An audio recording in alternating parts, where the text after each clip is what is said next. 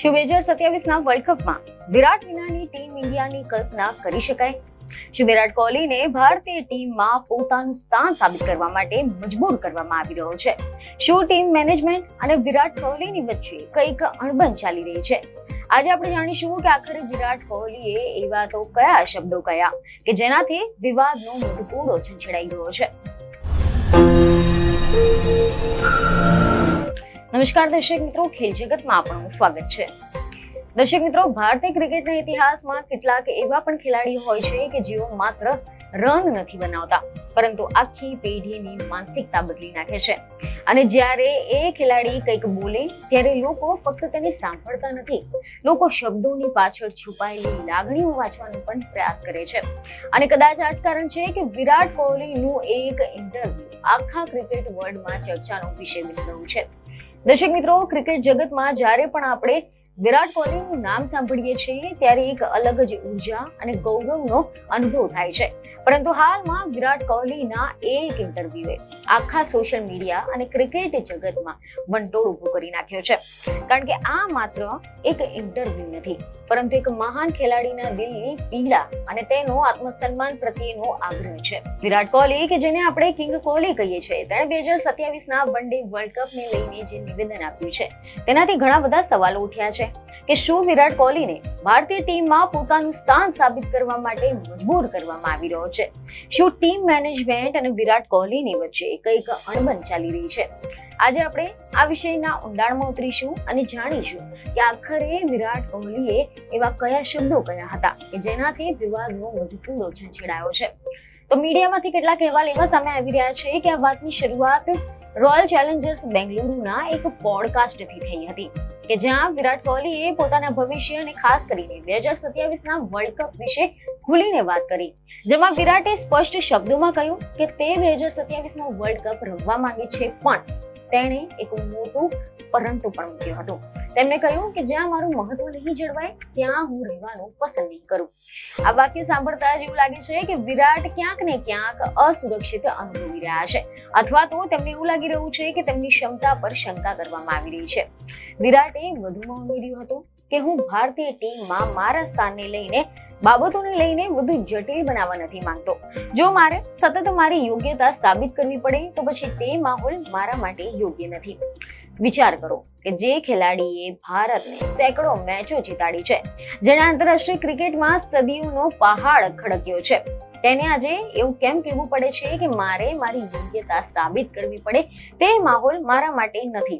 આ ઇન્ટરવ્યુમાં વિરાટ ખૂબ જ ગંભીર દેખાતા હતા. તેમણે સ્પષ્ટ કર્યું કે તેમને તેમના મહત્વ વિશે સતત બદલાતા મંતવ્યો બિલકુલ નથી પસંદ. IPL 2026ની આ સિઝનમાં આપણે જોયું કે વિરાટનું બેટ રન ફટકારી રહ્યું છે. 37 વર્ષની ઉંમરે પણ તેમની ફિટનેસ 20 વર્ષના યુવાન જેવી છે. તેણે આ સિઝનની 12 મેચોમાં 53.77ની શાનદાર સરેરાશથી 484 રન બનાવ્યા છે અને તે ઓરેન્જ કેપની રેસમાં ત્રીજા સ્થાને છે. તેમ છતાં પણ જ્યારે ભવિષ્યની વાત કરીએ ત્યારે કેમ શંકાના વાદળો ઘેરાય છે? વિરાટે 2024માં T20 આંતરરાષ્ટ્રીય ક્રિકેટ છોડ્યું અને 2025માં ટેસ્ટ ક્રિકેટને અલવિદા કહ્યું અને હવે તે માત્ર વન ડે ફોર્મેટમાં જ રમે છે. પરંતુ વન ડે મેચોની સંખ્યા ઘટતી જઈ રહી છે અને તેથી જ 2027ના વર્લ્ડ કપમાં તેમની હાજરી વિશે સવાલો ઉઠી રહ્યા છે. વિરાટે આ પોડકાસ્ટમાં 2027 વિશે પૂછાયેલા પ્રશ્નોનો ખૂબ જ સકારાત્મક અને તાર્કિક જવાબ પણ આપ્યો હતો, જેમાં તેમણે કહ્યું કે હું હંમેશા તૈયાર જ રહું છું કારણ કે આ જ મારી રોજિંદી જિંદગીનો ભાગ છે. હું વર્કઆઉટ કરું છું, સારો ખોરાક ખાઉં છું. આ માત્ર ક્રિકેટ માટે નથી પરંતુ મને આ રીતે જીવવાનું ગમે છે. તેણે ખૂબ જ માર્મિક રીતે કહ્યું કે હું મારું ઘર કેમ છોડું, મારો સામાન કેમ સમેટું અને કહું કે મને ખબર નથી કે હું શું ઈચ્છું છું. હું ક્રિકેટ રમવા માંગુ છું, હું ભારત માટે વર્લ્ડ કપ રમવા માંગુ છું કારણ કે તે અદ્ભુત છે, પરંતુ મહત્વ બંને બાજુએથી હોવું જોઈએ. અહીંયા જે બંને બાજુ એટલે કે ખેલાડી અને બોર્ડ અથવા તો સિલેક્ટર વચ્ચેનો તાલમેલ. વિરાટનો ઇશારો કદાચ ગૌતમ ગંભીરના તે નિવેદન તરફ હોઈ શકે છે તેવું કેટલાક લોકોનું માનવું છે. કારણ કે એવા સમાચાર સામે આવ્યા હતા કે ગૌતમ ગંભીરે 2027 વર્લ્ડ કપ વિશે કહ્યું કે તૈયારી IPL પછી શરૂ થશે અને અમે એવા ખેલાડીઓ શોધીશું કે જે દક્ષિણ આફ્રિકાની પરિસ્થિતિમાં સારું રમી શકે. ગૌતમ ગંભીર અને વિરાટ કોહલી વચ્ચેના સંબંધો હંમેશા ચર્ચાનો વિષય રહ્યા છે અને જ્યારે પણ ગૌતમ ગંભીર મુખ્ય કોચ બન્યા ત્યારે પણ ઘણા બધાએ સવાલ ઉઠાવ્યા હતા. ત્યારે ગંભીરે કહ્યું કે સિલેક્ટર્સ અને કોચ નક્કી કરશે કે કોણ 2027માં રમશે અને કદાચ આ જ વાત વિરાટને અખરી રહી હતી કે આટલા વર્ષોના યોગદાન પછી પણ શું હજુ પણ મારે સિલેક્શનની કસોટીમાંથી પસાર થવું પડશે? વિરાટે ભારપૂર્વક કહ્યું હતું કે જો વાતાવરણમાં મારી અગત્યતા છે અને જો વાતાવરણ અનુભવે છે કે હું મૂલ્યવાન ઉમેરો કરી શકું છું તો પછી હું ત્યાં હાજર રહીશ. જો મારે મારી કિંમત સાબિત કરવી પડશે તો પછી એ જગ્યા મારા માટે નથી. આ નિવેદનથી એ સ્પષ્ટ થાય છે કે વિરાટ હવે પોતાના કારકિર્દીના એવા પડાવ પર પહોંચી ગયો છે કે જ્યાં તેને રન બનાવવાથી વધુ સન્માનની અપેક્ષા છે. તેણે પોતાની મહેનત વિશે વાત કરતા કહ્યું કે હું મારી તૈયારીમાં ઈમાનદાર છું. હું મેદાન પર 40 ઓવર સુધી બાઉન્ડ્રી સુધી દોડવા માટે પણ તૈયાર રહું છું. હું મહેનત કરવા માટે કોઈ પણ કમી નથી રાખતો. પરંતુ આટલું બધું કર્યા પછી પણ જો શંકા કરવામાં આવે તો પછી તે યોગ્ય નથી. વિરાટની આંતરરાષ્ટ્રીય કારકિર્દી પર જો આપણે નજર કરીએ તો સચિન તેંડુલકર પછીના સૌથી મહાન બેટ્સમેન પૈકીના એક તરીકે ઉભરીને આવ્યા છે. એવી ખબરો છે કે તાજેતરમાં જ તેમણે વિજય હજારે ટ્રોફીમાં દિલ્હી માટે રમીને ફરી એકવાર સાબિત કર્યું છે કે તેમને રમત પ્રત્યે કેટલો પ્રેમ છે. તેમણે કહ્યું કે હું વિજય હજારે રમવા ગયો ત્યારે મારા મનમાં કોઈક ને કંઈક સાબિત કરવાની ભાવના ન હતી. હું ત્યાં માત્ર રમવા માટે ગયો હતો કારણ કે મને રમત પ્રિય છે. ત્યાં મને ફરી એકવાર એક બાળક જેવો અનુભવ થયો હતો. વિરાટની આ સાદગી અને રમત પ્રત્યેનું સમર્પણ ભાવ જ તેમને બીજા ખેલાડીઓ કરતા અલગ પાડે છે. વિરાટે છેલ્લે જે વાત કહી હતી તે સૌથી વધુ ગંભીર છે. તેમણે કહ્યું કે જે ક્ષણે મને લાગે છે કે લોકો મારી માટે વસ્તુઓ મુશ્કેલ બનાવવાનો પ્રયાસ કરી રહ્યા છે અને જો અને તો કહી રહ્યા છે તો પછી કાં તો સ્પષ્ટ બનો અથવા તો ચૂપ થઈ જાઓ.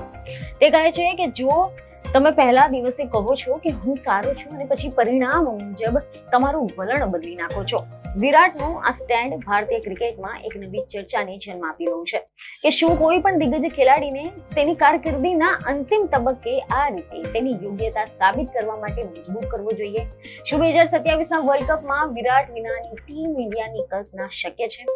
એક તરફ ચાહકો ઈચ્છે છે કે વિરાટ કોહલી 2027નો કપ ઉઠાવે તો બીજી તરફ મેનેજમેન્ટ યુવા ખેલાડીઓ તરફ જોઈ રહ્યું હોય તેવું લાગી રહ્યું છે.